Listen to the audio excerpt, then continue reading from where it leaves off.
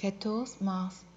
Nombres, chapitre 21, verset 1 à chapitre 22, verset 21.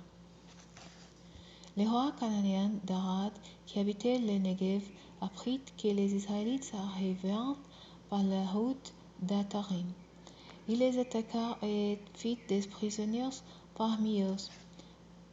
Alors, les Israélites firent un vœu à l'Éternel en disant: Si tu livrais ce peuple entre nos mains, nous verrons leurs villes à l'Éternel en les détruisant. L'Éternel exauça les Israélites et leur donna la victoire sur les Cananéens. Ils les livrèrent en détruisant leurs villes avec leurs habitants, et leur donna à ce lieu le nom de Horma, destruction. Les Israélites quittèrent la montagne d'Or par la route de la mer des Osos pour contourner les pays de Don. En cause des routes, les peuples se découragèrent. Ils se mirent à parler contre Dieu et contre moi en disant: Pourquoi nous avez-vous fait sortir d'Égypte pour nous faire mourir dans le désert? Car il n'y a ni pain ni eau, et nous sommes dégoûtés de cette nourriture de misère.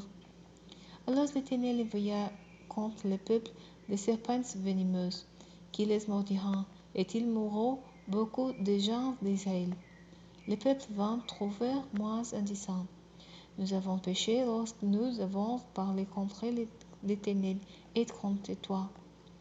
Maintenant, veulent implorer l'Éternel pour qu'il nous débarrasse de ces serpents. Moïse pria donc pour le peuple. L'Éternel lui répondit: Fais-toi un serpent en métal et fixe-la en route d'un perche. Celui qui aura été mordu et qui fixera son regard sur ce serpent aura la vie sauve. Moïse façonna un serpent de bronze et le fixa en route d'un perche. Dès lors, si quelqu'un en était mordu par un serpent et qu'il levait les yeux vers le serpent de bronze, il avait la vie sauve. Après cela, les Israélites levèrent le camp et s'établirent à Obot. De là, ils partirent vers Iye-Abaran dans le désert situé en face de Moab, à vallée des Zéred, pour l'autre côté de l'Arnon.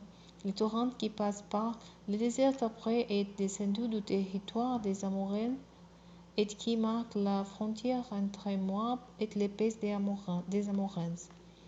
C'est pourquoi il est précisé dans le livre des guerres de l'Éternel. Vaeb en Supha avec ses vallées et l'Arnon, avec ses gorges qui descendent vers la ville d'Ar et touchent au territoire de Moab. De là, ils gagneront Bér. C'est à propos de ces puits que l'Éternel dit à Moïse: Assemble le peuple et je leur donnerai de l'eau. Alors Israël entonna les chants suivants: Monte, ô puits, lancez des acclamations. Aussi les puits qui furent creusés par des princes, celui que les grands du peuple ont foré avec leurs sceptres, avec leurs cannes. De Bér, ils se rendirent successivement à Matana, à Nahaliel, à Bamoth, puis au plateau qui s'étend dans la campagne de Moab, vers le sommet du Pisgah, au lendemain du désert. Les Israélites envoyèrent des émissaires à Sion, roi des Amoréens, pour lui demander la permission de traverser son pays. Nous n'entrerons ni dans vos champs, ni dans vos vignes, nous dirent-ils, et nous ne boirons pas l'eau des puits. Nous suivrons la route royale jusqu'à ce que nous ayons traversé ton territoire. Mais Sion leur refusa l'autorisation de traverser son territoire. Il mobilisa toutes ses troupes et marcha contre Israël dans le désert. Il arriva à Yatz et lui livra bataille. Mais Israël les battit et prit possession de son pays depuis le nord jusqu'au Yabok et jusqu'au territoire des Ammonites dont la frontière était fortifiée. Israël s'empara de toutes ces villes et occupa toutes les villes des Amoréens, y compris les cités des Hesbon et les localités qui en dépendantes. Hesbon était la capitale où résidait Sihon, le roi des Amoréens, depuis qu'il avait combattu les précédents rois de Moab et s'était emparé de toutes les pays jusqu'à l'Arnon. C'est pourquoi les poètes chantent: Venez de Hesbon, que la ville de Sion soit rebâtie et consolidée. Car de Hesbon est sorti un feu.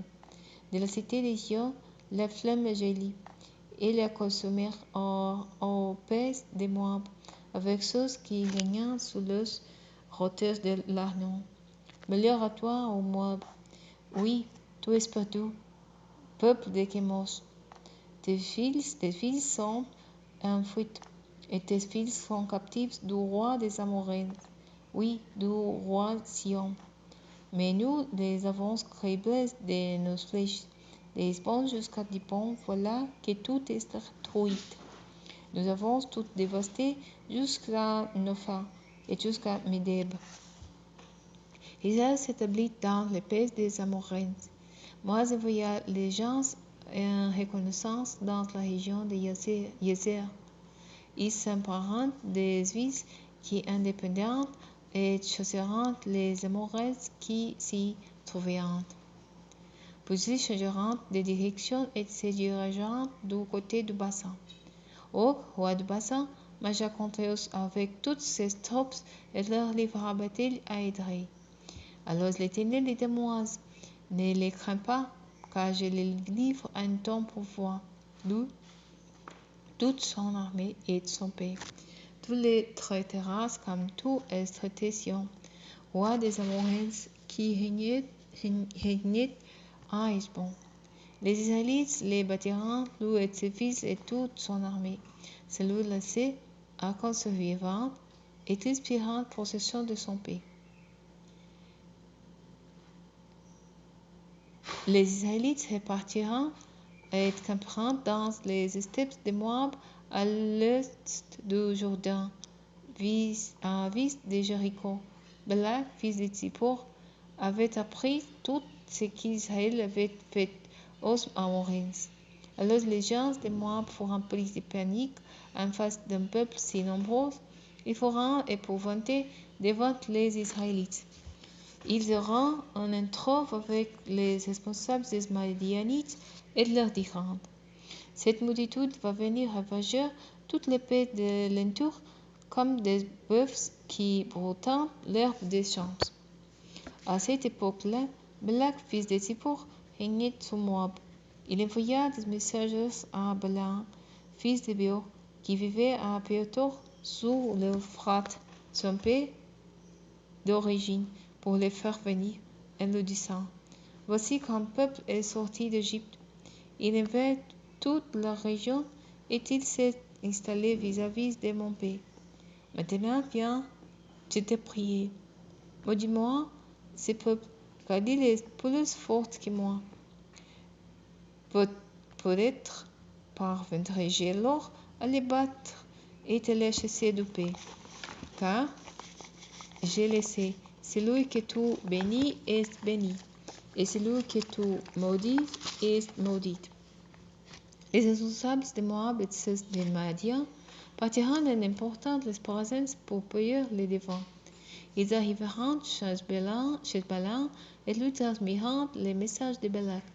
Balaam leur répondit: Restez ici cette nuit, et demain je vous donnerai ma réponse, selon ce que l'Éternel me dira. Les chefs moabites logeront donc chez Balaam.